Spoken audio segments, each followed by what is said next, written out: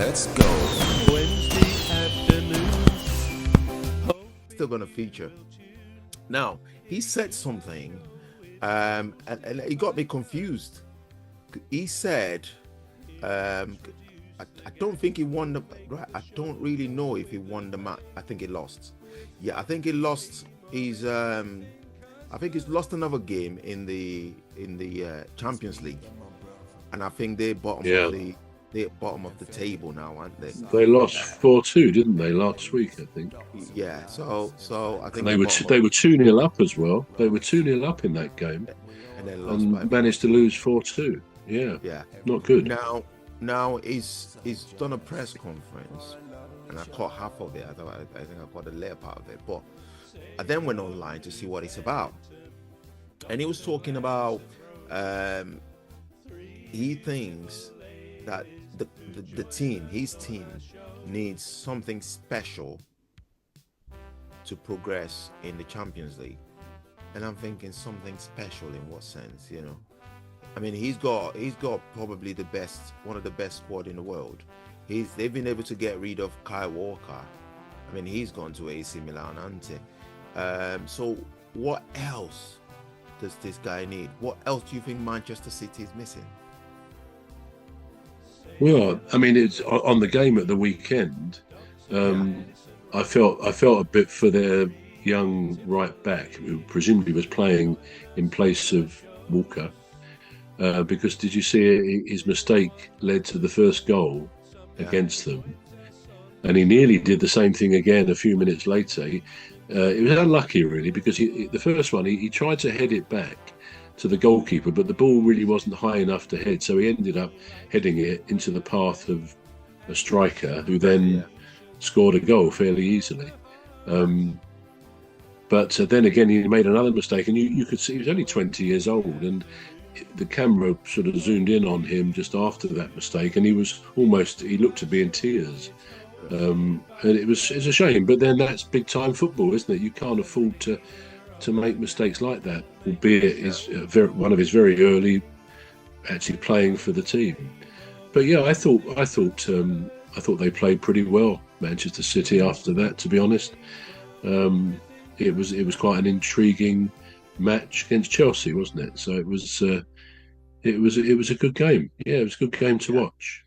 Yeah. But to come back to your question, I don't know. So again, you're seeing they're beginning to blood one or two of their academy players, their youth players, and you have to blood them, as we saw. And I can't think of his name, the right back, but they don't come in the finished article, a ready-made replacement for an established player like Kyle Walker. So all these teams have to go through these cyclical changes, I guess, where they lose their dominance and so on. And you've got to, get settled with a new team, effectively, as over the 2 or 3 years they will replace a lot. What intrigues me about it at the moment is that he doesn't start these days with Kevin De Bruyne, who arguably is one of their very best players, one of the world's best midfielders. Now, I don't know whether he's got some sort of injury that's not declared, or whether, I don't know. I'm not even sure how old he is. I mean, I don't think I would have put him around 27, 28 at the most, really, which is young for a footballer, relatively. But he's not starting with him. And I don't sense, in the past, sometimes I've sensed De Bruyne is angry when he gets substituted, which isn't often. But he doesn't seem to be.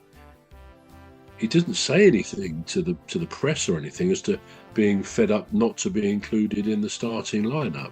But I don't understand that. Why would you not put in one of the world's best midfield players at a time when you're trying to re-establish your momentum and your form, which they are slowly.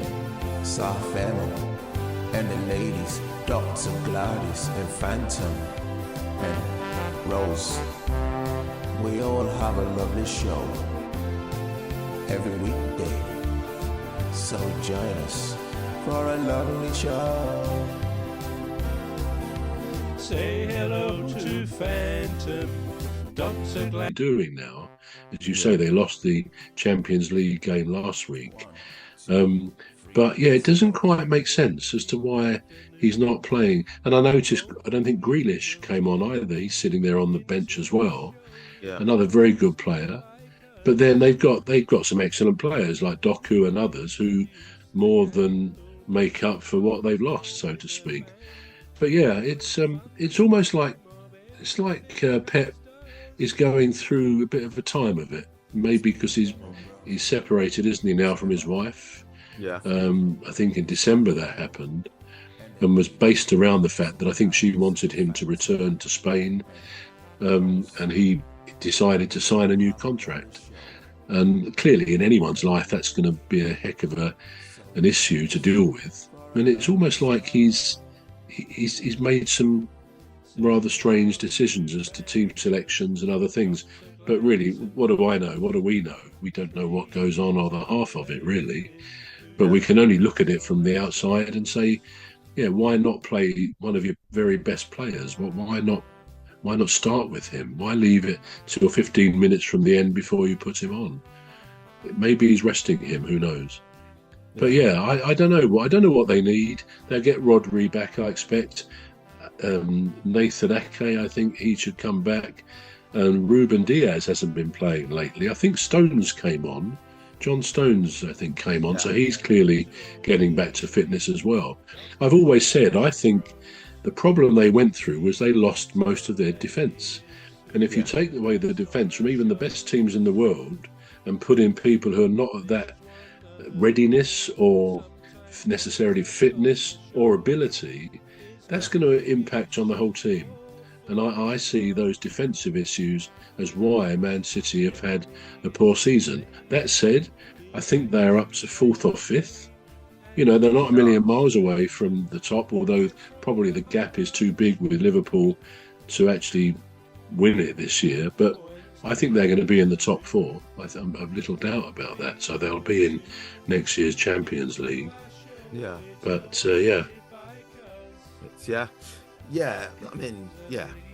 I think the problem is defense, because you know, if you're scoring goals and you're not protecting, because you wouldn't, even with the top strike, even with the best top striker in the world, you still need to have a good defense, because if he manages to score 1 goal and you let in 2 goals, you know, it's not going to work, is it?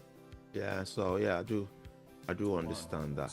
Now, back to Amorim. He did say something about players like I think it was probably a dig at Casemiro, one of the United players. Now I don't know if they've been able to finally get rid of him or not. But I have a feeling he's still there. But anyway, he said something, and it's something that I've always wondered about. And he said that Casemiro and all, he did mention quite a few other players like Garnacho and stuff like that. But he did say that Safemo and the ladies, Dr. Gladys and Phantom and Rose, we all have a lovely show every weekday. So join us for a lovely show. Say hello to Phantom.